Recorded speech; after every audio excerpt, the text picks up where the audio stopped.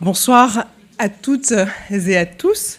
Je vous prie de m'excuser pour ce retard qui m'est pour le coup totalement imputable. Donc pardonnez-moi, mesdames et messieurs les hautes personnalités, mesdames et messieurs, chers consoeurs, chers confrères, chers amis. Toute cette semaine, l'intelligence artificielle sera et est au centre de nos débats. Et nous ne pouvons que nous en réjouir, évidemment. Pour nous aussi, avocates et avocats, il serait impensable de faire l'impasse sur un tel sujet, ou pire, de prétendre que l'IA n'est pas déjà une réalité. Personne ne contestera que l'intelligence artificielle représente un formidable progrès, notamment en automatisant les tâches les plus fastidieuses.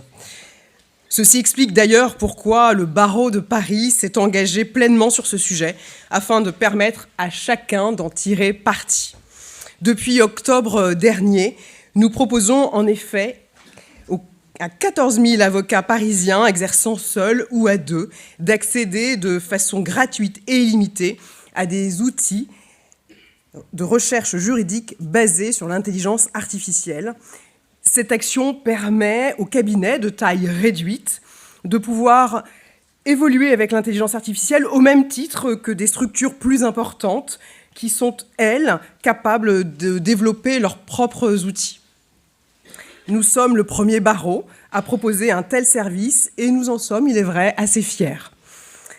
Sur la base de nos travaux portant sur l'intelligence artificielle, nous nous sommes également rendus à San Francisco en septembre dernier, afin de rencontrer les acteurs en pointe sur cette nouvelle technologie. Et quelle joie de vous retrouver pour certains d'entre vous. Je disais donc, oui, des acteurs, afin de rencontrer donc, les acteurs en pointe sur cette nouvelle technologie. Et à cette occasion, une convention de partenariat a d'ailleurs été signée entre le barreau de Paris et le barreau de San Francisco, en vue de faciliter, entre nos deux barreaux, donc, l'échange de connaissances et le partage de bonnes pratiques. C'est une convention essentielle que j'ai personnellement souhaitée.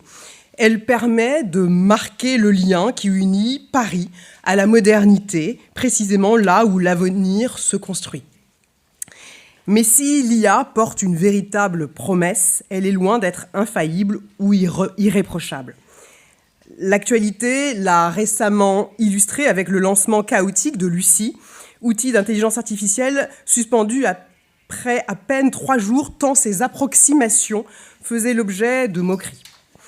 Conçue par l'INOGARA et le CNRS comme une alternative éthique, nourrie exclusivement de données en français, elle a surtout prouvé, s'il en était encore besoin, l'importance du discernement dans l'usage de ces technologies.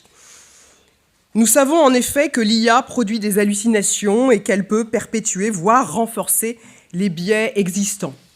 Et puis il y a aussi ceux qui utilisent l'IA à des fins malveillantes, dont les deepfakes sont l'illustration la plus parfaite et qui, nous ne pouvons le nier, sont de plus en plus convaincants. Prêtant à sourire, notamment lorsque c'est le président Emmanuel Macron qui en accepte lui-même l'augure, ou plus souvent inquiétantes lorsqu'elles sont utilisées dans un but de propagande nocive. Tout cela est su et revu. Notre enthousiasme sur les progrès de l'IA ne doit dès lors pas occulter les questions de fond qu'elle soulève, notamment son impact sur nos institutions et le processus démocratique. Certains de ces aspects exigent, sinon de la méfiance, du moins une vigilance accrue. L'IA, qui est tributaire des données d'entraînement, se nourrit et apprend en effet à partir de données existantes, reproduisant ainsi inévitablement les travers de nos sociétés. Il est donc urgent de conduire une réflexion sur leur accessibilité et sur la protection de nos informations. Le règlement européen sur l'intelligence artificielle, dont l'entrée en vigueur progressive a débuté en août dernier, y contribuera évidemment. Il garantira un cadre protecteur pour les utilisateurs en interdisant les outils jugés trop risqués. Mais comme certains le disent souvent, nous avons les régulations en Europe, ils ont la technologie aux États-Unis. C'est pourquoi il est urgent d'assurer le développement d'acteurs français de la tech afin de préparer l'avenir et d'assurer notre souveraineté et notre indépendance. Le président de la République vient d'annoncer un plan de plusieurs milliards d'euros. Cela est nécessaire, de même qu'une volonté politique forte d'accompagner tout un écosystème favorisant l'éclosion d'acteurs nationaux ou européens, ainsi que leurs utilisateurs. Les avocats auront toute leur place dans l'utilisation de l'IA et dans son accompagnement. Ils en assureront la généralisation auprès des clients comme des juridictions. Ils en contesteront aussi les résultats lorsque l'algorithme condamne par avance un prévenu ou établit un barème d'indemnisation insuffisant. Et ils le feront, cette contestation, en recourant aussi à l'IA elle-même pour la préparation de leurs écritures, de leurs pièces, de leurs recherches, en un mot, du quotidien de leur exercice. L'IA est une chance pour les avocats. Elle est une chance pour nos sociétés dès lors qu'elle demeure respectueuse de l'individu, du politique, et qu'elle reste un outil au service de principes éthiques. Pour l'IA, comme pour la révolution industrielle du XVIIIe siècle, comme pour la révolution des télécommunications du XXe siècle ou de l'Internet plus récemment, ce n'est pas l'homme qui doit être au service de la technologie, mais strictement l'inverse. Nous serons les gardiens de ces principes. Nous inscrirons avec l'IA plus que jamais notre action au profit des hommes et des femmes, de leurs droits et de leur intérêt supérieur de la démocratie, et de l'intérêt supérieur de la démocratie. Ce colloque, et je tiens à remercier l'ensemble des personnalités qui nous font le grand honneur d'y intervenir, doit nous donner les moyens d'agir afin que l'IA remplisse efficacement les promesses qu'elle détient, sans trahir les hommes et les femmes au bénéfice desquels elle doit être conditionnée. Soyez certains que nous y contribuerons autant que nous y veillerons. Je vous remercie. Très belle soirée à tous.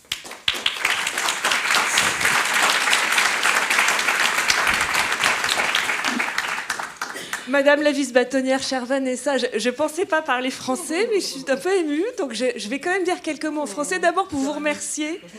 Mais oui, alors, vous remercier très chaleureusement de nous accueillir, parce que c'était pas si évident qu'on arrive à organiser cela à l'occasion d'un sommet international qui a sollicité quand même beaucoup mes collègues de Stanford qui ont tous participé à des panels, à des conférences. Donc c'était absolument fantastique qu'on arrive à trouver ce soir une possibilité pour faire quelque chose ensemble.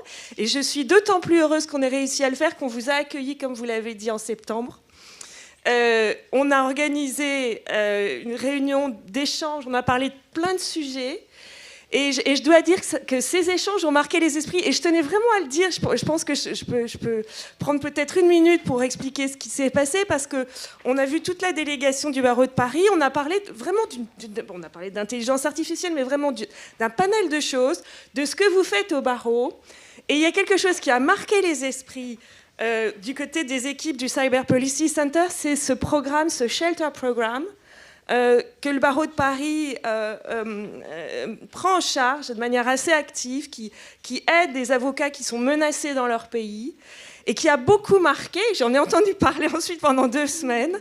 On m'a dit c'était extraordinaire ce qu'ils font, on n'avait jamais entendu parler de ça, et donc je tenais à rendre hommage quand même à tous ceux qui s'impliquent dans ce type de programme, parce que c'est très important. On vit dans un monde qui est de plus en plus inquiétant, et donc je crois que c'est important à la fois que ça existe, mais qu'on puisse le savoir, parce que les coordonnées ont circulé, donc ça se sait chez nos interlocuteurs d'Amérique latine, etc. Et donc je voulais vraiment saluer tout cela, avant de repasser à l'anglais et de repasser à notre sujet de la soirée, qui est l'intelligence artificielle. So now I'm going to switch to English.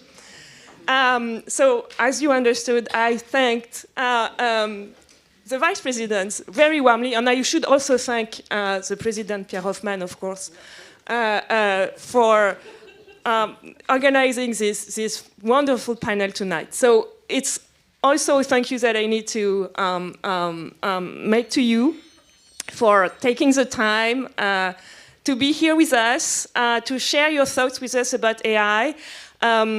Tonight's topic is broad, it's AI and democracy, but I think it's so important. We lawyers are, of course, very sensitive to these issues. We are all here for this AI summit that has been taking place over the past few days. Those questions were addressed, others as well. And I think it was important that we could have the occasion to discuss these issues with experts, renowned experts from various disciplines that can share a certain perspective and of course that can answer the questions that you have. So I'm going to present them very quickly. Emmanuel Candes is a professor of mathematics and statistics at Stanford. He's also the director of Stanford Data Science. And of course, he will give us a perspective on AI that is very closely related to what AI can bring to science, what science and statistics can bring to AI. Professor Rob Reich is a professor of political sciences. He works on ethics and technology. He is the founder, please correct me if I'm wrong, but of Stanford Human AI. Divya Siddharth is a graduate research affiliate at the Stanford Digital Economy Lab, and she's also the founder of the Collective Intelligence Project, and I'm sure she will explain to us what this project is about. And Professor Nate Persily is a professor of law at Stanford Law School, and he's the founder of the Stanford Cyber Policy Center. I have the privilege to be a visiting professor at the Stanford Cyber Policy Center. We work on digital policy, tech policy, AI regulation, and so I'm taking the occasion of this event and this panel to speak about this report that we've published a few months ago. So you can have it. You have a few copies that are distributed upstairs. You can also access it online. So you have QR codes upstairs if you want to have the digital version. You can also access another book, a very important book that was released a few months ago, which is called the Stanford, which was published by Stanford and which is called the Digitalist Papers. So it's available online. Professor Persily wrote a chapter of this book. But with no further ado, I think we're going to start the discussion on AI and maybe start with basically a state of affairs. Of course, when we say AI, everyone is talking about AI. But AI has almost become a buzzword. So we probably need to give a few precisions about what we mean when we talk about AI, and also what we mean when we say that AI has benefits and risks, especially for democracy. So maybe we can start with Professor Candes on that question of AI, what is new, what has changed the landscape over the past few years. Thank you very much. Thanks for having me. I'll speak in English if that's all right. AI is a term that means a lot of different things to a lot of different people. It's ill-defined, what we call AI. I would say that by and large, AI is what people used to call machine learning and a bit of reinforcement learning. I'm going to explain what that is briefly. What I want to dispel is that AI is not a form of intelligence the way you know it. It has no consciousness, it has no free will, it has no intention. It's just basically pattern recognition, what in English we call pattern recognition. You sift through a large amount of data, you exploit correlations, and then you learn from these correlations how to predict various things. So it's, in many ways, this is what statisticians started to do 150 years ago, trying to make predictions about the world from things we could actually observe, and now we put this on a grand scale. But it's really about pattern recognition. It's about sifting through large amounts of data, finding patterns, and try to reproduce them. So I want to say that AI has been with us for a long, long time. When I arrived at Stanford as a young graduate student, my colleagues were doing what we would call AI today. My colleague Jerry Friedman has pioneered algorithms that are used in almost every company that I know of, and they were existing in the 90s. At the business level, I think I can say that a company like Amazon rests on machine learning. The way they analyze customer behaviors, they know about your preferences, and this company has been with us for over 32 years now. So in the financial sector, we have companies, they have done AI for a long time. I used to know a very successful individual, Jim Simons, who run the first hedge fund, basically applying pattern recognition and what you would call today AI to actually analyze financial data and try to see whether some stocks will go up and others will go down. So this has been with us for a very long time. It's mean now we see an acceleration, we see something at scale which we did not see before, which was made possible by a revolution. So maybe we're about to see another revolution, but I want to make clear that we already experienced a revolution, a tremendous revolution. When I arrived at Stanford as a graduate student, and I would type Netscape, I don't know if people know what Netscape is, on my prompt, nothing happened.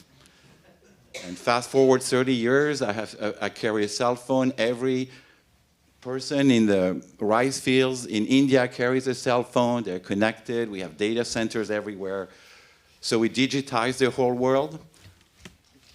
We share this data. We have enormous compute power.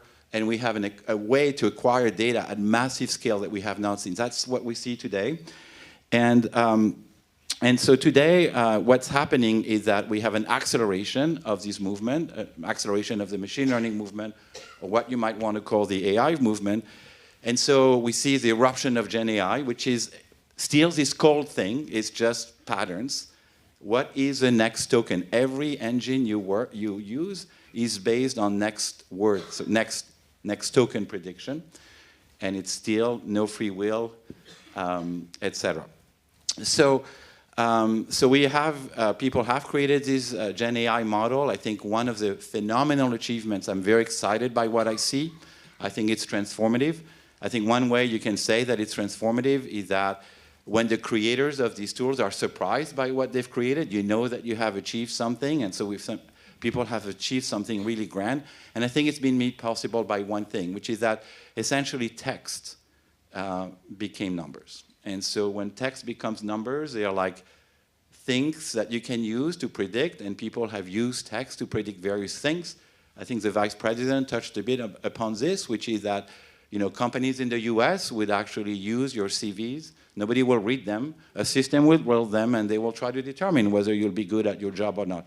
And so maybe this is something we can talk about later on, but there's an enormous danger of reification and of reinforcing the status quo. So this is something that we should really be aware of.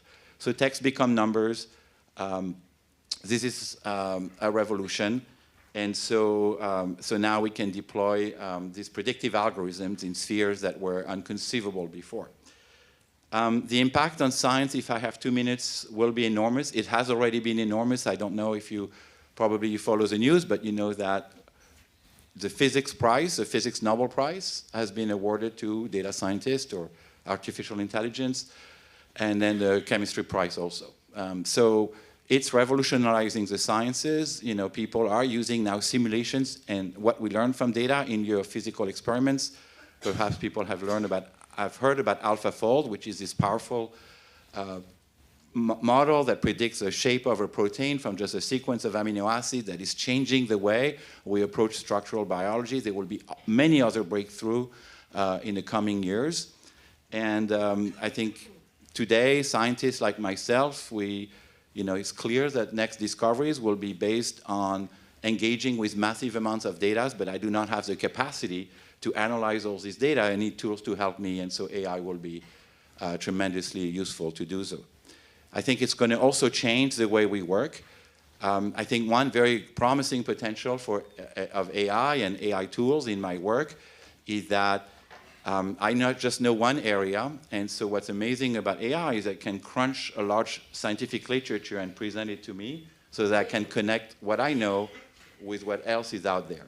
So I expect great things to come, and as you can tell, I'm a big optimist. Thank you so much for this introduction to AI. So, Professor Persily, I would give the floor to you. AI comes, so we can see the massive benefits of AI. There are also risks. So you're an expert in democratic processes. So maybe you could give us your own perspective on those both sides. Well, I'll say I am an optimist about the technology. I am right now a pessimist about democracy. And one need only look at the news to lead you in that direction. I'll say my flight is supposed to be tomorrow. I may stay a lot longer. We'll see. I'm looking for real estate on Eel here. We'll see. Let me also begin by thanking the Paris Bar for this wonderful event and also meeting with us when you came to Stanford. Also thank France for this great set of events with the AI Summit, but most importantly, thank France for giving us Florence Giselle for the last 2 years, because it's been wonderful to have her there. You can see from the book, you can hold it up again. I mean, she was a strong professor when she came to Stanford, but when you lift that book, every day for a year, she's become even stronger since then. So we really appreciate all that you've done in coming to Stanford. And it's been wonderful for us in the Cyber Policy Center and at Stanford generally to have this kind of European dialogue to understand the different ways that different democracies are thinking about AI questions. So I'm going to, Emmanuel was nice enough to sort of lay the groundwork on the technology. I'm going to talk about the sort of technology and democracy. I am the other lawyer on the stage here, and so I'll talk a little bit also maybe about how we should think about AI and the law. But all of us, I think, when we bring to bear questions about technology and democracy, we are thinking about the last battle, right, which is to focus on social media and concerns that people have had about different internet platforms and how that's affected democracy. And so it's natural for us to think about AI, and particularly the effect that it's going to have on democracy, through the lens of what we think happened, whether it's with Facebook or Google or TikTok or pick your platform, and how that may have affected democracy. And so in my area, and I should say, I come into the tech field from the democracy field. I was first, my field was mostly voting rights. I was the research director of the President's Commission on Election Administration. I do all that kind of work. But then about 15 years ago, when I moved from Columbia University to Stanford, I did it because I became convinced that the internet platforms were going to be the places where most of the big questions about democracy were going to be decided. And I think that has proven true. And it's becoming increasingly true the more powerful that these companies are. And so for the most part, the questions that we've been asking about technology and democracy over the last, let's say, decade have focused on questions of disinformation, questions of incitement, polarization, extremist speech, and similar phenomena. Those are still problems.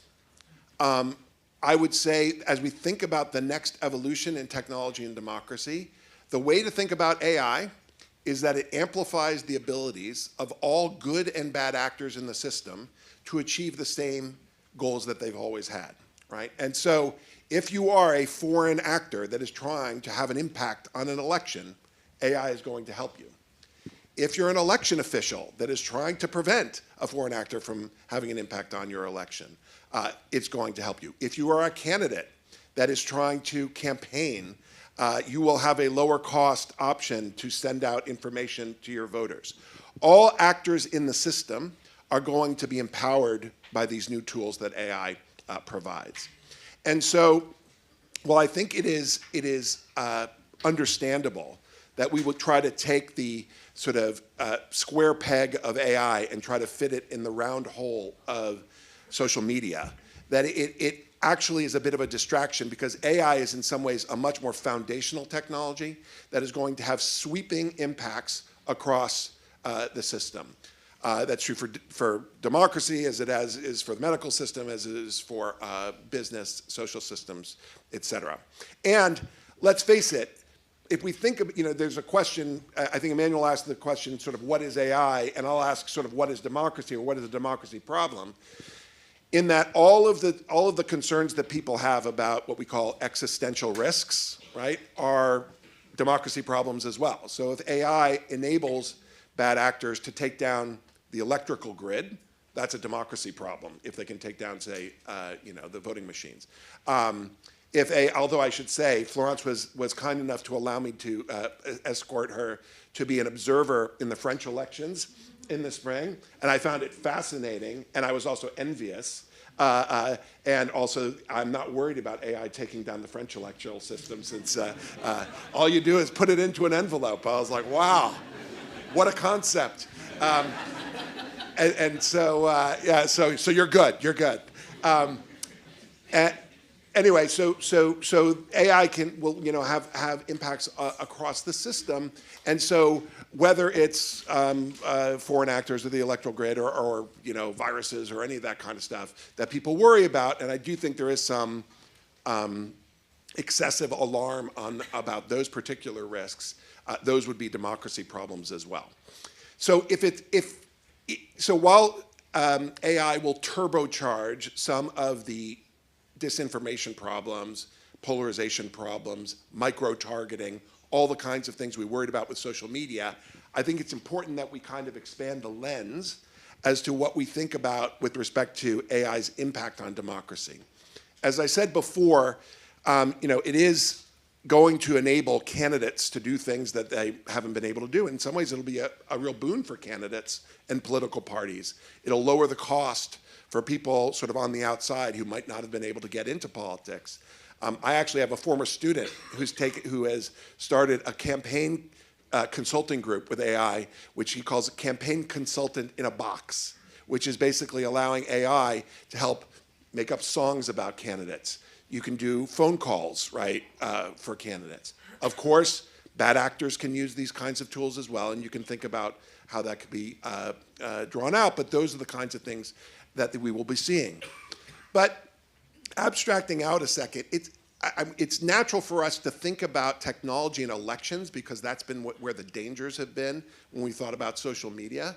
But the democracy question is actually a much broader one, I think, as we think about what's happening in the AI ecosystem. And I'll say that the statements over the last few days have convinced me about how important it is for us to think about the relationship of the companies that live near us and the effect that they're going to be having on democracies around the world. And while in the social media age, we were worried about the power of Facebook, we're worried about the power of Google and other Silicon Valley companies, I think in the AI age, this is something to be particularly concerned about because of how foundational the technology is. And so the issues of competition in the AI space, I think, are also democracy questions. But there's also one difference that makes the economic environment related to AI different than social media, and that's the availability of what we call open source tools, all right? And we are not going to be living in a world where there's just OpenAI and Anthropic and Meta and a few of these other companies, which is the way we've thought about it in the age of social media. But now, as we've seen with, say, the advent of DeepSeek, which many of you probably saw the news about that, we are going to have, around the world, very powerful models that all kinds of actors, good and bad, are going to have access to. That makes it a very different environment from a democracy perspective. Now, that can be good because I think it will provide a check on some of the most powerful firms in the United States, but it also expands the range of capabilities for bad actors, those who want to do harm, et cetera. And so how we navigate that question about a proliferating technology, that in many ways you could say that's the most democratic way to think about AI, is I think one of the greatest challenges that we're going to be facing. I'll just say one last thing, since I've got all my lawyer friends in the room here, which is that we got to also think about how AI is being used for legal institutions. And I do think it is revolutionizing the way certain legal institutions are doing their jobs. I recently did a trip to Brazil, talking to the Supreme Court there, and they're trying to digitize their entire sort of case law system, which they haven't really had the opportunity to do. And so this allows them to leapfrog ahead and to really produce, make available to lawyers all kinds of research. But we're going to be living in a world where you're going to have AI lawyers, you're going to have AI judges, right? And they are going to be making decisions that then, we hope, where humans are in the loop, to provide a check. So it's going to be a wild ride.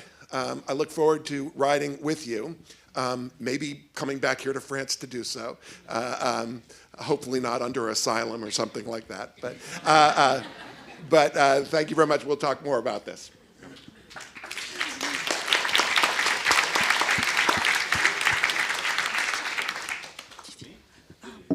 Divya, so I will, with no further ado, leave the floor to you. You've started this collective intelligence project, so we are, doing this kind of overview of the state of affairs. So maybe you can explain to us how you started, why you started working on these issues, and what's your analysis? Yeah, happy to. So it's dangerous to talk about democracy, I think, sitting next to a political philosopher, but I will do my best. So I actually used to work on technical AI governance at Microsoft's Office of the CTO. Before that, I studied AI at Stanford, worked in India for a while on digital public infrastructure. And what became obvious to me when I was spending time at Microsoft was AI is going to be transformative. It's a crucial foundational technology that might change the way we all live, and very few people were involved in making important decisions over it. Very few people even understood what was going on, and billions of dollars and huge amounts of productive resources were changing hands with no one really knowing or having any say on it. And that, to me, is fundamentally undemocratic. And so while we can talk about sort of the impacts of AI on democracy in terms of, I think elections are obviously crucial, the day-to-day functioning of democracy, how people communicate, all of that, I think the core impacts will come from what does the AI ecosystem itself actually look like? Who's building it? Who's paying for it? Whose values are encoded in it? What language does it speak? Those kinds of major political economic questions will end up determining the impacts of AI on democracy.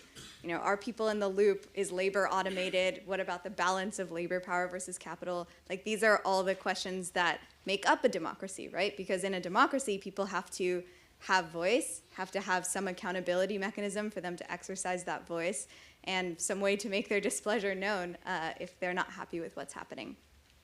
So I left Microsoft. It's not the ideal place necessarily to work on these questions. And I started a nonprofit called the Collective Intelligence Project a few years ago that directly works on democratic inputs to AI systems. It's kind of complicated to know what the word democracy means in that context, right? Because this is separate from nation-state democracy. It's separate from the kinds of institutions and beautiful buildings and assemblies and all of what we tend to associate with what democracy means.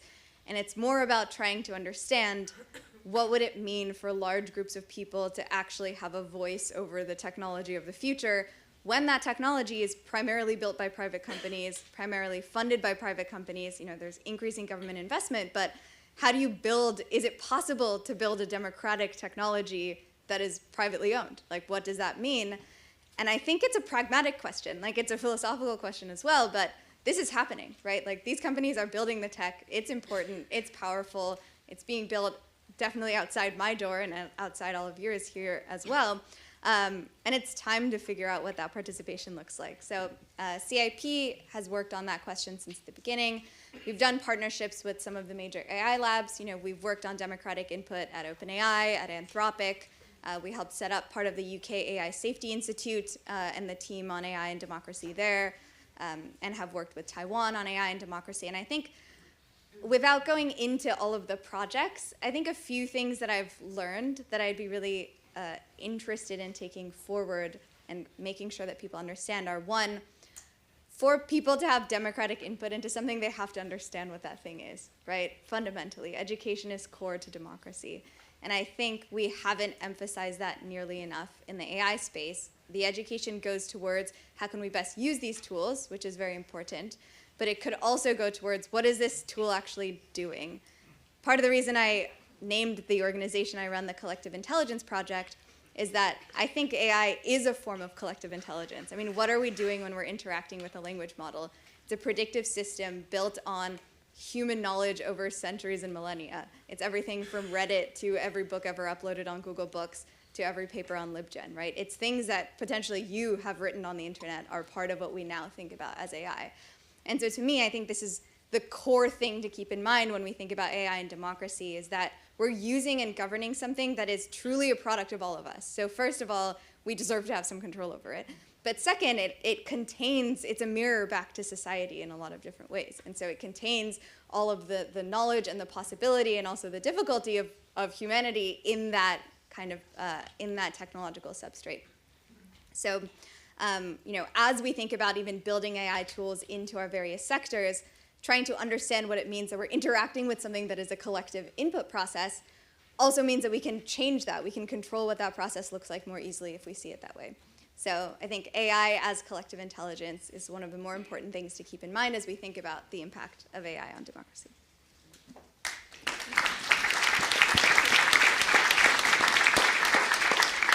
Thank you so much. So Professor Risch, as Divya said, you're a political philosopher. Until recently, you also were a senior advisor with the US AI Safety Institute. So you've been closely following the AI landscape over the past year and months. So what is your take on this? All right. So as a philosopher, I'm going to try to perform what I think is the social function of a philosopher, which is to be a productive, irritable presence. First, I'll start just with a few quibbles with my colleagues on the stage. So Emmanuel invited us to sort of declare ourselves. Are you pessimistic or optimistic? And there's at least two self-declared optimists here. Philosophically, I think it's a terrible thing to ask someone that you must choose between being either an optimist or a pessimist. Much better would be to say, as philosophers sometimes do, optimism of the will and skepticism of the intellect. Let us hope that we can carry out things that are optimistic and good, but let us use our brains to understand why they might not happen. So I reject philosophically the idea of being an optimist or a pessimist, and so I'm going to leave you with the thought of how do we exercise our wills in the right way, but let's use our brains to get clear about the problems. Second, a little addition to what Emmanuel said about understanding AI. It's of course true that we have had AI models and systems for decades, and although it seems like there's something very special about the moment we're in the past year or two since ChatGPT, the basic kind of architecture of the models and the algorithms isn't wildly different than what it was 10 or even 20 years ago. But I will point to one important difference, and this gets at some of what many people fear the risks of current AI happen to be. Many of the things that Emmanuel mentioned, many things that you use on a daily basis, whether it's on your phone or at your workplace, are what sometimes gets called narrow AI. It's an algorithmic model designed for a specific purpose. It helps you with a recommendation on Netflix, what you're going to watch next. But if you ask that Netflix recommendation model to play chess with you, it would not be able to play chess. You can go online and play chess against an AI, and it can do very well, but it can't do anything else. Hiring decisions at companies, the kinds of AI models that will scan the resumes and CVs, again, narrow AI. What's new about the most powerful AI models is that they are generally intelligent. You can ask ChatGPT about many different subjects or areas, and if you have a modest bit of coding ability, you can add to some of the open models and get them to do very well on a great number of tasks. So instead of having something that's extremely smart at one thing and utterly incompetent at everything else, you now have a single AI model or system that is generally intelligent, generally capable. And that's something that's new and important, because that's where it leads to some of the risks and dangers. Okay, so you wanted to hear a couple things about democracy. I'll give you 4 just high picture overviews about democracy and AI.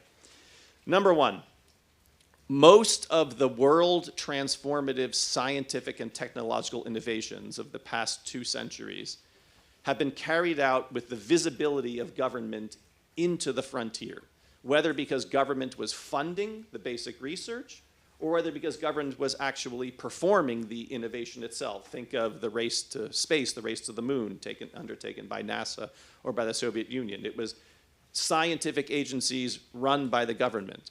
Or think about biomedical research, which is funded in many places almost or highly by state actors, with lots of national laboratories that are doing biomedical research. AI is the first transformative technology that has been developed and now deployed entirely outside public institutions. It's private funding, private research, and private companies that have built, understood, and then deployed this technology. That puts public institutions at a disadvantage in understanding the frontier. So when you hear the people in Silicon Valley say, we're suspicious of the regulators in the European Union or the regulators in Washington, D.C., one reason for their suspicion is that they think that the regulators don't understand the basic technology. And one reason they think that is it's because it has been done entirely in private hands. Point number 2. My view about democracy is that it is a feature, not a problem of democracy, that it is slow to regulate things that happen in the private sector. We often like to champion private innovation, allow the marketplace to consolidate, and when something has come to be adopted by millions of people and goes to scale, as Silicon Valley people say, we sometimes then see the unintended consequences, or to use an economist's language, the negative externalities.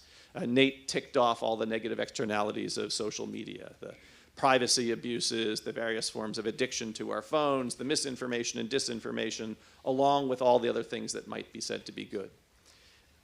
When government sees that there are negative externalities, then it's often the time to act and to put in place various forms of policy and regulation to contain the externalities and maintain the benefits. In the case of AI, one general concern is that things are moving so quickly that the effort to lag behind in a deliberate manner is no longer possible. So take what you have done here in the EU. The EU AI Act was well underway, and then after ChatGPT, had to make an immediate pivot to try to take on board and understand what a foundation model could mean for the AI Act that was already in motion. The accelerating pace of discovery on the frontier is a challenge in general to democratic institutions. Third point, Divya described to you her efforts to take democratic inputs into the training of AI models. Here I want to strike an optimistic note and suggest that one other enterprise is to bring AI systems into public institutions in order to improve their performance. So we already have better weather forecasting models that are driven entirely by artificial intelligence, a core function and essential function of government. We already have a variety of different ways of allowing AI to come to be used in social service delivery. Imagine if you had AI possibilities for auditing systems in your tax system. There are all kinds of ways in which artificial intelligence can be used inside public institutions to improve the performance of government, make it more efficient, make it more trustworthy in various ways. And technologists have so far failed to take advantage of this extraordinary opportunity. So one promise I see with AI and democracy is the opportunity to bring technology into the service of government provision, government orientation, government social services, and allow improvements to be made that will be good for citizens. The fourth point, I just want to say that since it hasn't come up yet, I feel like it's essential to mention, and maybe there'll be lots of perspectives on this. Now that we have these generally intelligent models, the concern that many people have is that automation will take place and machines will put people out of work. And if you talk to someone from Silicon Valley, they're going to give you a line that goes like this. You don't have to worry, since we have a legal audience, Nate was talking about lawyers and AI, the idea from Silicon Valley would be you don't have to worry about being put out of a job by an AI model, but you should worry about being put out of a job by a human who is now using AI. That person will be better than you. And that's the happy sounding line from Silicon Valley. But these systems are so generally intelligent that in many cases there already is a beginning of job displacement, or what we have called for more than a century, the technological displacement of labor. There's another optimistic story to tell, which is that this is not a new phenomenon. If you go back to the year 1900, both in Europe and in the United States, about 50% of paid labor was working on a farm in some type of agricultural orientation. And by 1950 and 1960, it was down below 10%. the people who changed jobs between those decades didn't lose work entirely. They found other new things to do. So one challenge in the AI age is to manage the transition from jobs that will go away into new jobs. But if you played with ChatGPT, you know it's not just manual labor. It's also cognitive work that AI can do quite well. And so an interesting question to ask ourselves is, if the job displacement that's coming in the next 5 or 10 years is across the board, many different sectors, including highly paid cognitive labor, you in this room, the lawyers who get paid well, will that allow for a stable orientation to our democratic institutions, or is that part of the story about the rise of anti-democratic politics and politicians because of job insecurity driven partly by artificial intelligence? Artificial intelligence. Thank you.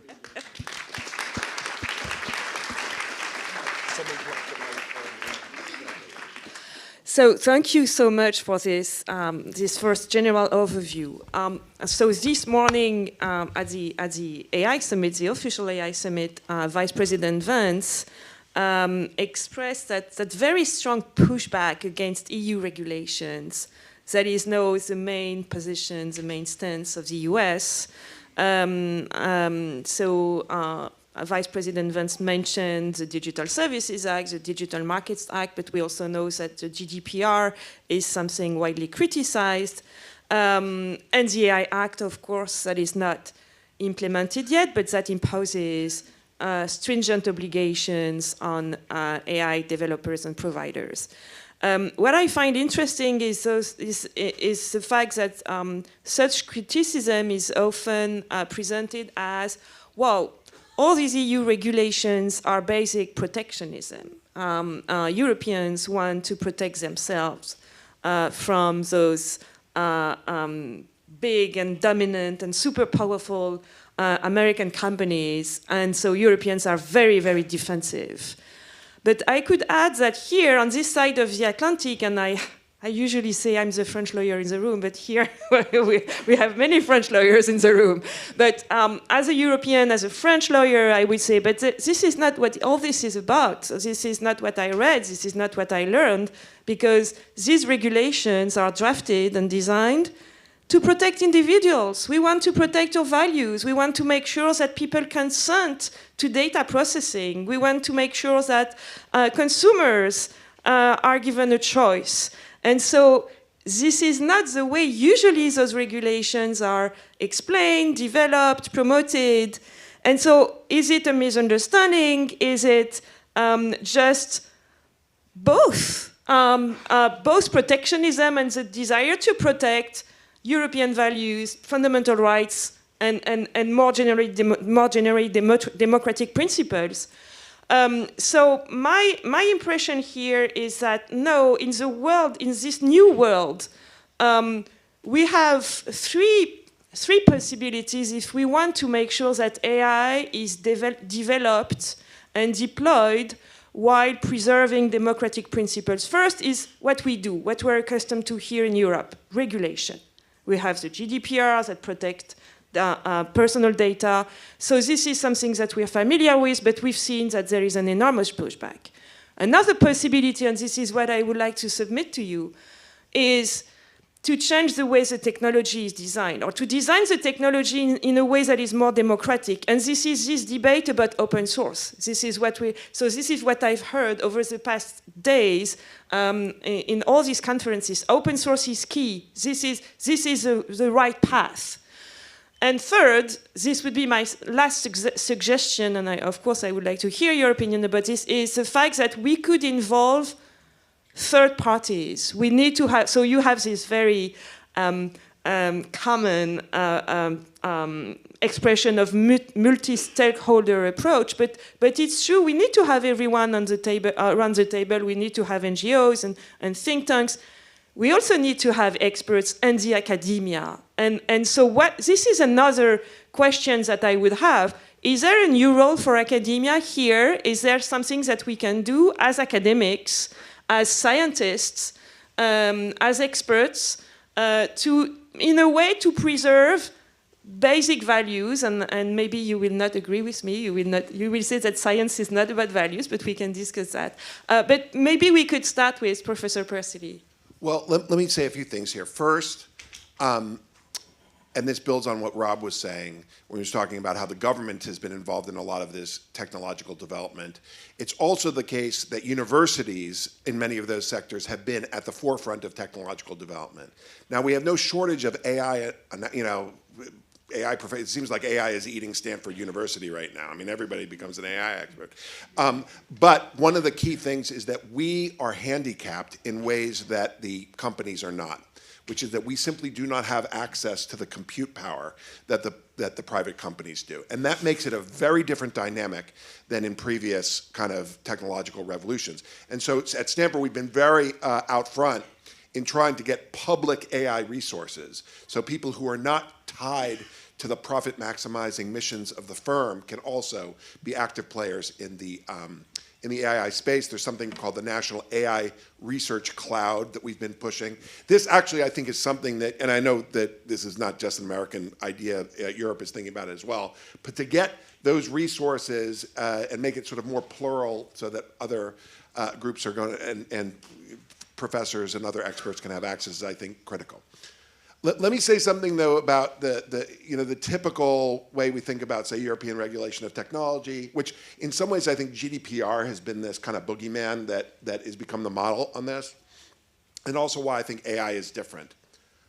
Rob told the story about how, as the European AI Act was being drafted, ChatGPT came out, and then it had to essentially be rewritten, right? That is a phenomenon that we are going to see a lot in the next few years, which is that it's not just that democracy is slow, but this is an incredibly difficult problem, right?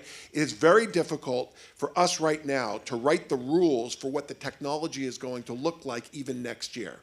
One thing we haven't talked about here is what's all the rage in Silicon Valley, and I think at this conference, is a lot of people think 2025 is going to be the rise of what we call AI agents, right? Which is not self-conscious, but essentially code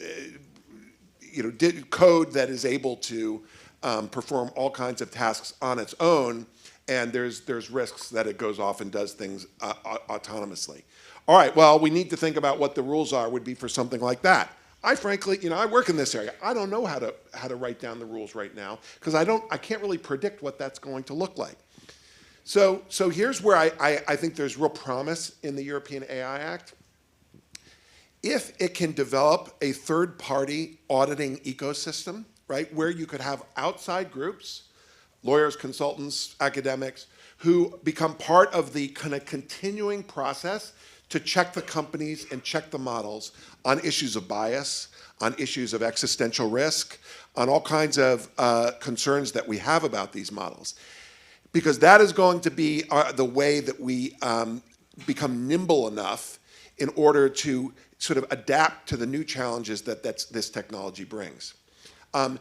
There's another reason why we're going to have that kind of third-party ecosystem. And by the way, those of you who are corporate lawyers know that in the financial world, we kind of have that, right? When you have third-party auditors to deal with banks. But one of the reasons we have to do it, or at least I've been persuaded that's the direction we have to go, is that no country, no government in the world has the talent that is necessary right now in the public sector to deal with AI. That might be a bold statement to make. That's certainly true in the United States right now. Part of it is, in the U.S. now, there are a lot of people who had some jobs like that who are not doing it. But my hope is, we graduate 1,000 undergraduates who are now AI experts at Stanford. We have pathways to try to get them into public service in the U.S. We really want as much of sort of their capabilities going into this. But it is extremely difficult, I think, right now to get the people that are necessary in order to work in the public sector. And so trying to build up this third-party ecosystem is, I think, really quite critical. Divya? I was thinking about your question around open source, which I think speaks to some of what you touched on as well. And what does it mean to democratize AI? I mean, we've discussed the private sector issues, we've discussed the regulation issues, and to me, I think it's helpful to break down multiple forms of democratization, which can all be good so that we're not conflating them. So I think the first is around just democratization of use, right? And this is something that even companies do. I mean, when I was at Microsoft, our AI tagline was democratize AI. And they definitely didn't mean let's make AI in the public sector, right? What they meant was more people can use the tech and ideally they pay for it that we're building.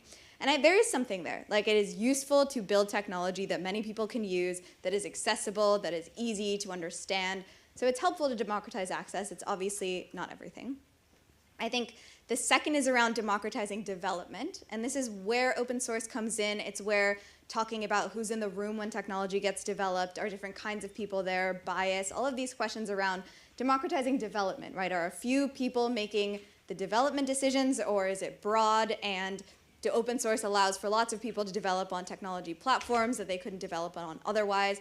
So it's great to democratize development, as well as good often to democratize access. There are downsides if you think the technology might be harmful, but I think they're both forms of democratization. But the next two we tend to talk about a lot less, and I think those two are around democratizing the benefits of the technology. So this is sort of where data comes in. For example, I spoke about how AI is trained on basically public data, right? They took the internet, they trained AI on it, and now they're selling it back to you. And what does it mean to be democratizing the benefits of that? Many data workers, people in the pipeline, don't get the benefits of technology. And even if you are able to use the wonderful products of a technology company, it may be that they're getting a lot more out of that deal than you are, potentially. I mean, it's actually unclear where their value is going to be captured, I think, in the AI supply chain. But, so democratizing benefits. And finally, and I think what we've talked about a lot, is democratizing governance. So what if you, a citizen, don't want that model to be released? What if you, a citizen, don't want ChatGPT in your children's classroom? Like, do you have the governance capacity to have any input on what a private company is doing? And I think as much as open source allows us to democratize access and development, both of which are fantastic, what we need to talk about more is, can open source, or what kinds of possibilities do we have to democratize benefits and governance? And open source is a portion of that, but bringing things into the public sector, changing who gets compute access, I think those are all core questions to actually the more broader spectrum of democratization. I'll say just one short thing in favor of regulation, because, Florence, I agree with you that regulation is an expression of values. How could it be otherwise? Regulations are a collective expression of how it is we come as a democratic body, as citizens, to make the compromises and negotiations necessary to try to express our more general will about things that affect many people. And I guess I just want to, try this metaphor, if you will. When I try to get in the heads of the 19-year-old students at Stanford who are so incredibly enthusiastic about joining a big tech company or a startup company or being a founder, and their heads are filled with the amazing stories about, do you know how exciting it is to think that as a 20-year-old I can buy a little bit of compute and wear my pajamas all day long, and over the weekend create an app that maybe in 6 months is used by millions of people. And just as an illustration of this, like Instagram, which is probably on almost all of your phones right now, when Instagram sold to Facebook for $1 billion, do you know how many employees it had? 13. Instagram was up and running with 13 people with millions and millions of users. So that's an exciting prospect for a 19-year-old, to think that whereas before, to change the world, you had to sign up for some big company and have a long career ladder, now through coding, you can try to have an enormous impact as a 21-year-old with basically no one else. Okay, in that environment, when you have enormous scale, how is it that the rest of us get to have any say in what it is you're building and bringing to the world? That's through regulation. Here's my metaphor for you. Go back 100 years when we had the technological disruption of the automobile, which was displacing horses and other forms of travel. Imagine if the car companies that then came on the market said, we've built this automobile, it's really good for a bunch of stuff, but we're against regulation. we'll just use the roads as they are, don't regulate, no guardrails, no stop signs, no red lights, don't have any requirements about seat belts and anything else in the car. Use it if you want, and if you don't like it, don't use it. Just don't buy a car. That's the message that Silicon Valley in general has been giving you about all of its products.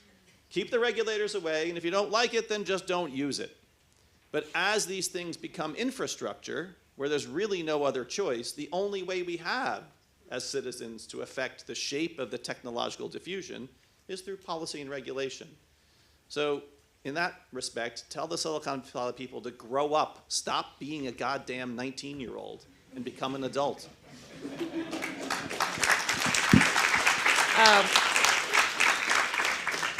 So, Professor Candace, before hearing your thoughts, I just would like to mention you recently collaborated to the development of a new model, S1, that was released last week. And when I saw it, I thought, okay, it's nice because now the academia is producing models that are competitive. And so it's not just OpenAI, it's not just Google, it's also researchers and that do not have in mind, only for-profit application. So maybe it's a way or something, a role that the academia should play. But I know you use AI, you test AI, so you might have various thoughts. Yeah, so just because you mentioned it, so at Stanford we released a model that was trained on a very small data set of 1,000 examples that would outperform every existing model on mass exams.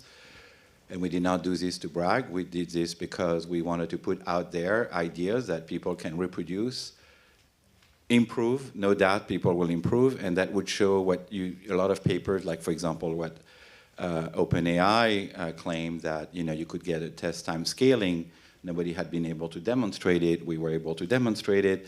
And so it's really like about the science of large language models, trying to put the ideas in the open, the data, and so people can just reproduce our stuff. To me, that's what science is. You publish your ideas, you publish your code, you publish your data, and people criticize or improve or sometimes even disprove your claims. I want to go back to what Nate was saying about the need to empower the entire ecosystem, and I cannot agree more. At Stanford, I'm just going to speak from my perspective. At Stanford, I lobbied the university very hard to bring a supercomputer on campus to kind of be able to do the research we do, and it's now there. So why is it important to empower this ecosystem? Well, it was mentioned before, education. Well, I mean, we're going to need to address the educational point. I would say that something that you may not know, and so I'm going to disagree with Rob on a lot of things, I think. Because one thing you may not know is actually most innovative ideas are still coming from academia. So if you look at like the best image generation models, they were born out of Stanford, and they were not born out of Google or all these places. So if you look at actually the breakthrough that enables a lot of things, they are still coming from academia. They're not coming from me, they're coming from my students. And so academia is still very good at generating a lot of great ideas. That's one thing I wanted to say. There's also a lot of research that is being done in the academy that is not done at Facebook, that is not done at Google. And so, well, I'm old enough to know that medicine is a very hard subject. Biology is a very hard subject. I'm a bit flabbergasted when I go to the big giants and say, well, they're going to do it. Well, it's very hard. At Stanford, again, I'm just promoting my church, I'm sorry, or my synagogue, or my... at Stanford, we produce a lot of data. We produce a lot of valuable data, and we need to be able to exploit this data. There are questions. My colleagues in chemical engineering, they produce data that nobody has. And so this is extremely valuable. They also study questions that I don't think companies study. Like, we're facing a huge sustainability issue. The future of the planet is in question. The number of species disappearing each year grows at an alarming rate. And there are researchers in universities studying the health of our oceans, trying to understand the tipping points. If we don't fund, and this is, by the way, extremely data intensive, and and AI intensive. If we don't fund this research, who else is going to do it? There's also something about the human spirit, which is, I don't think I need to convince you. I'm very proud to come from France, where, and in the US it is, when we look up the sky, we don't just see stars, we just ask, what are these things? And so this is what makes us humans.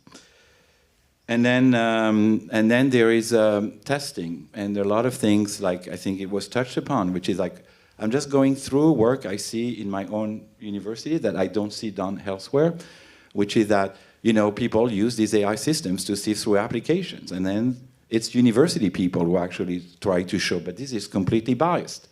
In fact, there was a colleague of mine at Stanford, his name is James O, who wrote a very famous paper called A Male is to a Programmer What a Female is to Homemaker. So you see the algorithm associated males with programming.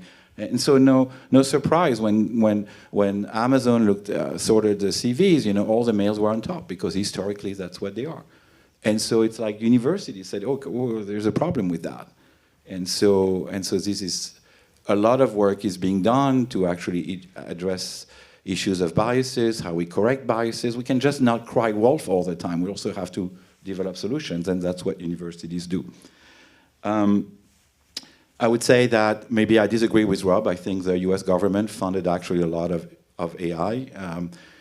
Maybe my point of disagreement is that, you know, it's like saying, you know, of course, the US government funded a lot of internet, you know, it's a creation of the US government. And then it's not because that we have Google that it's not, you know, so. Just to maybe to clarify the disagreement or to see there's common ground. Yes, universities continue to have basic and pioneering research, even commercializable ideas. But the commercialization of the internet and of the AI age is done through private capital, not through government. Right, that's possible, but you know, like we talk a lot about open source. Maybe that's a question for the Q&A. Do we have an open source search engine that could actually compete? So there's a grass shoot there that's important to pay attention to. I'll now say something far more depressing, that in other fields, when you look over the course of history at when it is that policymakers have acted quickly and with some decisive authority, it's often in the wake of a catastrophe or a disaster. Now, the philosopher in me wants to say, I say this to computer scientists all the time, it is not a logical necessity that we must have a catastrophe in order to act. And it's perverse to hope for a catastrophe. But historically, that's often what it has taken, and we haven't yet seen a genuinely significant global AI disaster. Let us hope that we need not. I mean, I'll just say that the events of the last few days tell you there's no international agreement on the horizon, right? And I think that people had talked about a Geneva Convention, or I should say at least not one with the United States as being part of it. And so we, you know, the question is, can the U.S. and China in particular, and of course, you know, with the EU, which I think is the most out there, advanced already in thinking about regulation, right? Because the AI Act was first in. Can we think of, is there a common set of principles that they would have that would be binding on the ecosystem? I just don't see it. I don't want to sound pessimistic on that. That's one of the reasons I'm trying to think about structurally, what do you do to the ecosystem to try to mitigate the downside risks? And that is not a first best solution. That is sort of living with the world we have and not the world that I want. But that we don't have time. The pace of this technology is dizzying. It's so hard to keep up. And so we need to think about, you know, sort of not necessarily damming the river, but trying to shape it in a way that it goes in a direction that I think is going to be safe. I'll just say one thing about Maricha, because she is a fellow at the Stanford Cyber Policy Center. We were thrilled to have her. We were hoping she could even come here today, but Maricha, if you're watching at home, she's a little bit ill right now, and so feel better. Come to the next one. Yeah. Can I ask a question now? Is that okay? Okay. Yeah. So this is not the views of the European Commission or the any official position. I work in the European AI office, and I work in A2 regulation and compliance with the AI Act. So I just want to thank you for this wonderful discussion, and you have all really beautiful minds, from the stars to everything else, So I was really wondering kind of like what thoughts you have now about, because we have this regulation and we are working quite a lot on this implementation now ahead. Do you have any thoughts or recommendations about how we should approach this? Because obviously we are law is one thing in Europe, but international law is another aspect, and how we navigate these waters ahead. I loved also the metaphor of these roads and the cars, and I use that also a lot when I talk to policymakers, because I have kids, and I'm really happy that we have car seats for the kids, in the car, and I think it's pretty responsible, So I think it's really a wonderful thing that we live in a society where we can respect citizens, their rights, but also the possibility to create safe environments and safe markets. Yeah, but that's the question, I guess. I'll say one observation about the evolving discourse in the United States as it concerns the EU AI office, and I'm sure I'll say nothing that you don't know already, but the frequently offered explanation about why it might make sense to resist some of the EU AI office's regulatory footprint or ambitions is that it's informed by a distinctively European precautionary principle, a sense in which in order to anticipate disaster, we ought to act first in order to avoid it, which seems sensible enough, hence the precaution involved. But from the standpoint of a Silicon Valley creator, feels like it at a minimum slows things down and maybe prevents things from happening in the first place. That's just at the level of observation. And I think it would be an interesting matter to try to find a way to communicate about the EU's efforts on AI divorced entirely from the precautionary orientation, and to see whether that produced some potential common ground. Last thought, in my experience for 10 months inside the United States AI Safety Institute, I thought it was absolutely essential to the success of the experimental group that we were able to attract the highest quality technical expertise. And since the government can't offer the same salaries that private industry does, and there's in general such a disdain for working in government among technologists, I tried to find various ways to pitch to hotshot 25-year-old technical people why it would be super exciting and potentially, world-changing to work inside the AI office or the AI Safety Institute. Probably you have your pitch as well, and if you want to hear mine, come find me afterwards.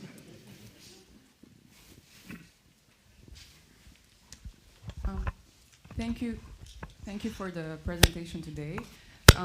We've seen that the Biden executive order on AI was almost aligned with most of its provisions with the EU AI Act. So my question for you is that with the new Trump administration, to which extent do you think that this will affect positively or negatively the AI-enabled technologies as regards to the future of democracy? Thank you.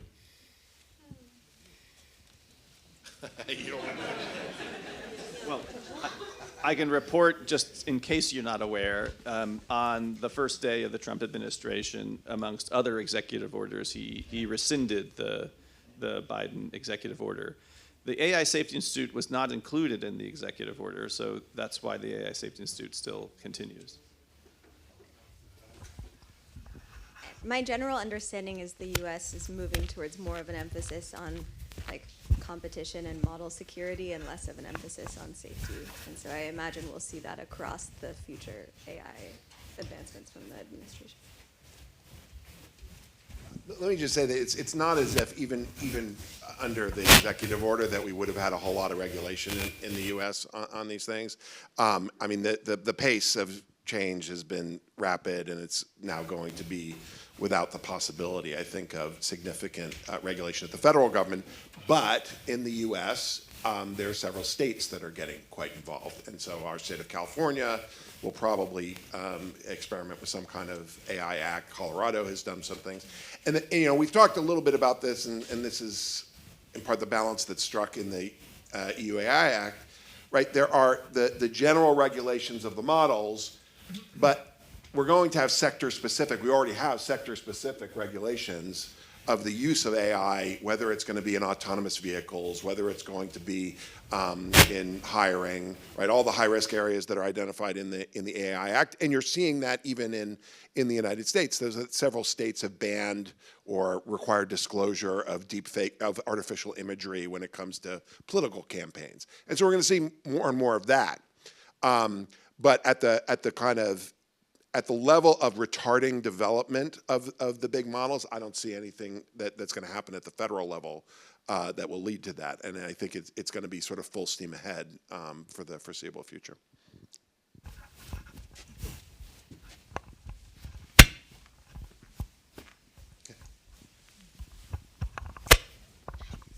Thank you. I come from fact-checking communities, still partnering with Meta, and my question is about content moderation, because in the part of the world we are working, this is Georgia, Russia, Ukraine, and Belarus, we need access to data owned by platforms and content moderation. What is your assessment about Mark Zuckerberg's recent statement and decision to suspend the fact-checking in US, and is Digital Service Act operating in EU solution for this problem to preserve fact-checking in EU countries? Thank you. All right, I'll try it. So I actually, the first project I did, I can't remember, when I started at Stanford, I tried to develop something called Social Science One. I don't know if anybody here was part of that. It was, we had a European committee as well. We had committees around the world. It was an effort to get data out of the companies into the hands of third-party researchers. Just, again, on the theory that they can't check their own homework, that we need outsiders to understand not just what's happening inside the company and inside the platform, but their data is the most valuable in some ways of measuring what's happening in society, right? Whether there's a flu epidemic, they have sort of the crown jewels of data, and that makes this world very different than previous worlds where the data has been more public. And so I continue to be pushing on having that data be made more public. I actually wrote a piece of legislation in the US called the Platform Accountability and Transparency Act, which has not passed, but which would push in that direction. I am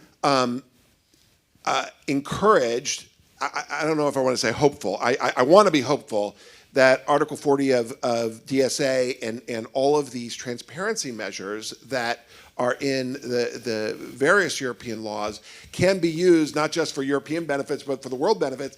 And these are the areas where I do worry that we're making the best be the enemy of the good. We need to have researchers making requests of these platforms, and European researchers are the ones who can do that, to try to get data on what's happening, whether it's on the disinformation side related to fact-checking or anything else. And they are empowered to do that here. And there was a recent decision in Germany related to X, which I think is one of the first decisions in there. But you have the mechanisms here, right, to force some greater transparency.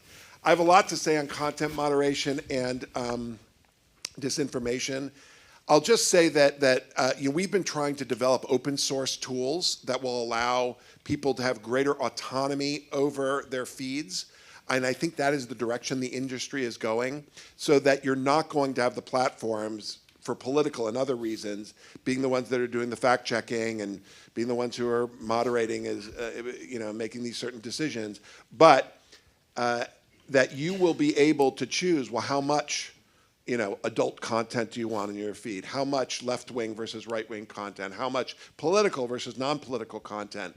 And I think the advent of platforms like Blue Sky, but also I think the frustration in the industry of being put in the position of, the political position of saying this person's a liar and this person is not, is moving in that direction.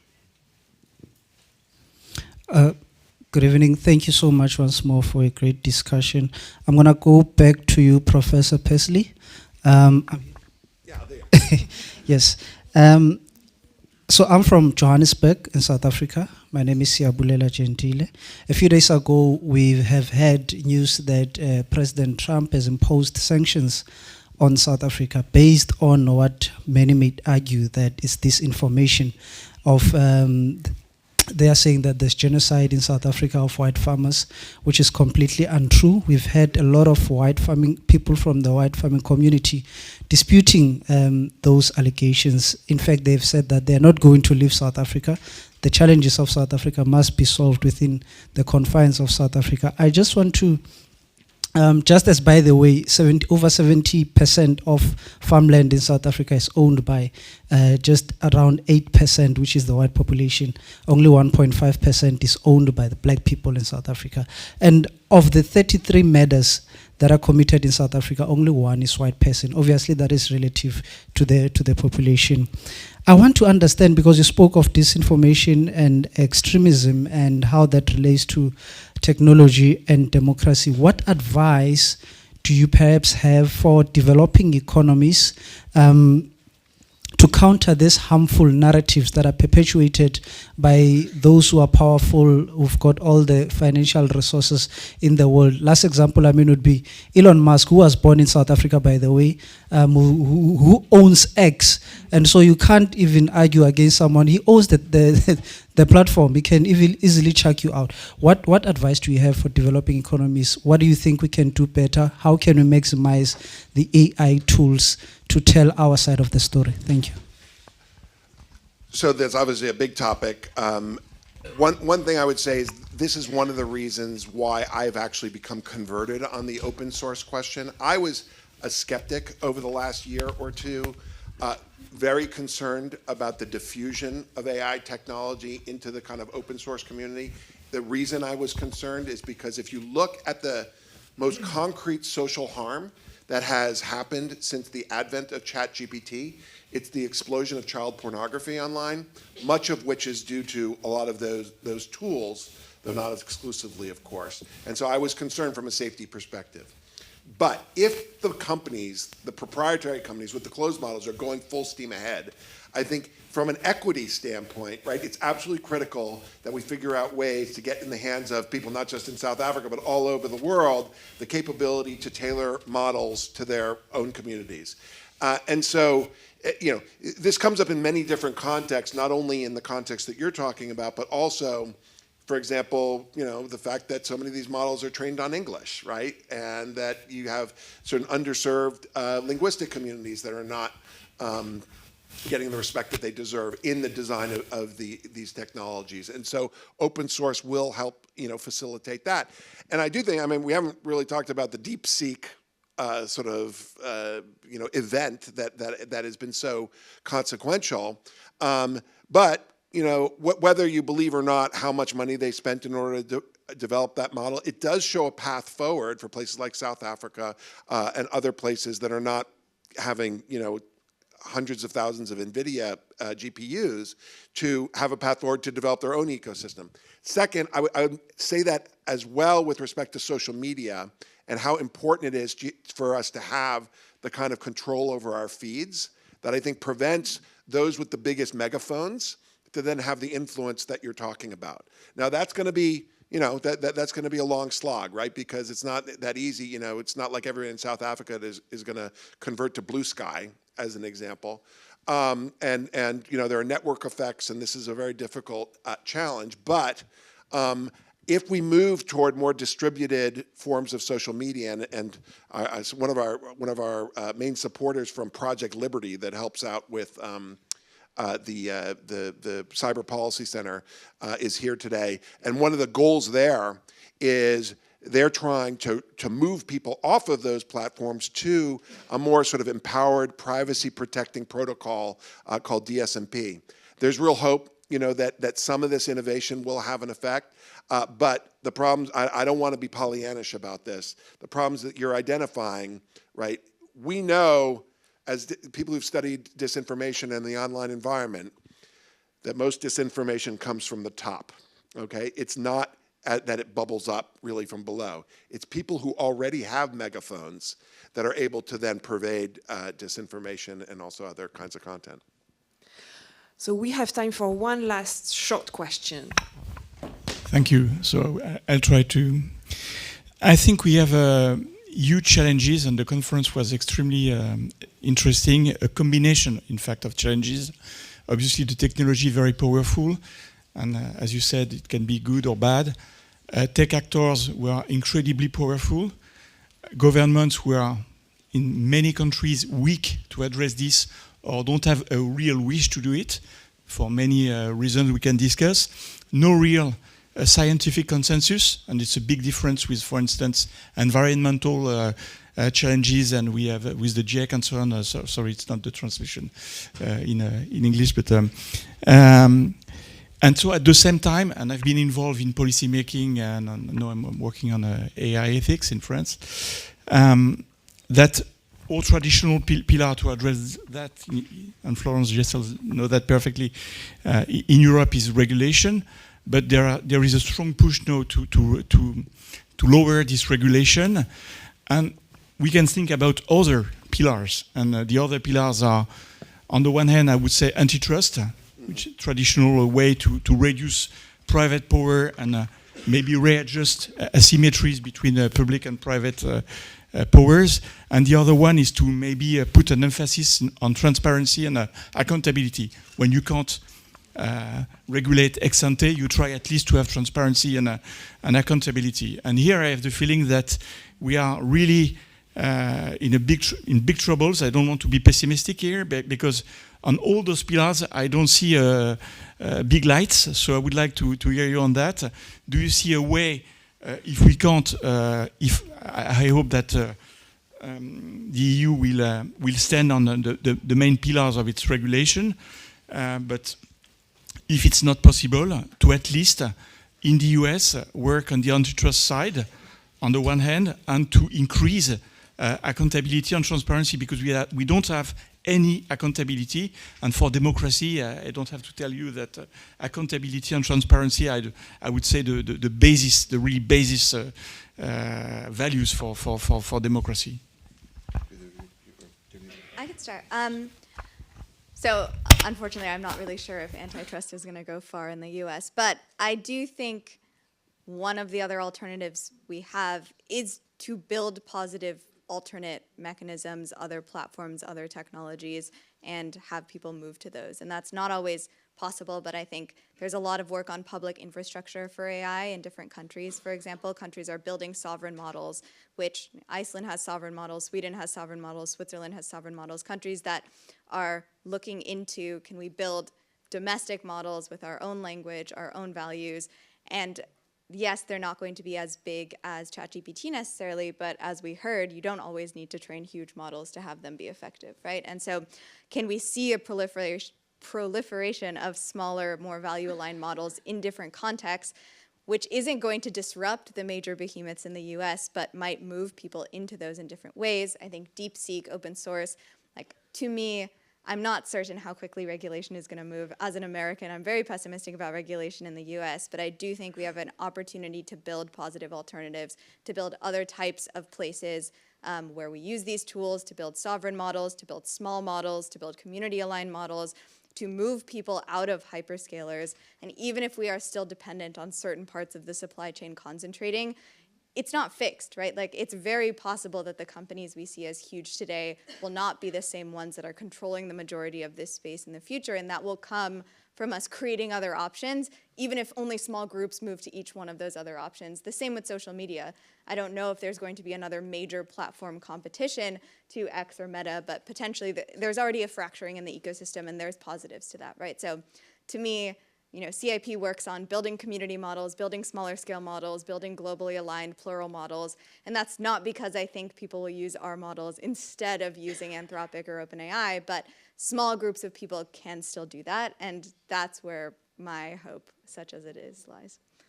Let me end on a hopeful note a little bit, which is maybe not going to, maybe it's not characteristic for me, but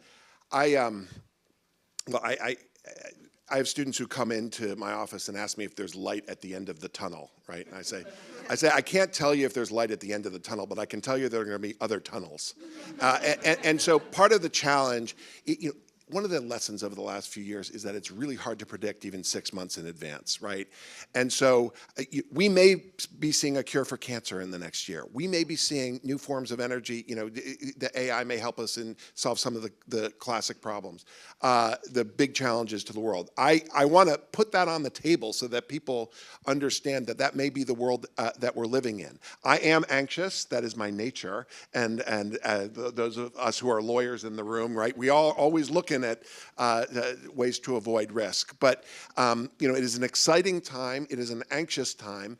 It is compounded by, I think, the dissolution of all kinds of democratic institutions. If only we had this technological revolution at a time when our political institutions were well functioning, right? But well, we can't have that world, right? And so right now, I don't want to suggest that it's definitely on a pessimistic trajectory. I think that it's an exciting time, and we'll see some incredible developments over the next year. Yeah. Yeah, I mean, I have the world experts on regulation next to me. I have no say. But I mentioned another revolution. I mentioned the internet revolution. We did not really regulate the internet. We have kids have cell phones. A few years later, we see the consequences of that. So we see there are studies in the U.S. that shows that, I don't know, the suicide rate among teens has never been this high.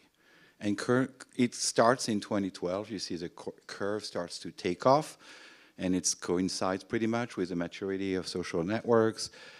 We have the fact that if you look at an average American teenager, they actually spend less time away from home. The number of applications for driver's licenses is going down. The attention in school is problematic. Teachers deal with social problems at school that they did not use to deal with. And then because after 10 years we see this thing, I think that, I think that Australia did something about these issues. So we learn about this, we can see the effect it has. And so, maybe let's rethink the school. Should it be right now, I mean, my view is it's a bit early. So, Rob, do you have one final word? Oh, okay. No, that's fine. Okay, so I think... Yeah, this is what I wanted to ask. Okay, I think there is light at the end of the stairs because there will be a small reception. So I think it's a wrap. Thank you so much for participating.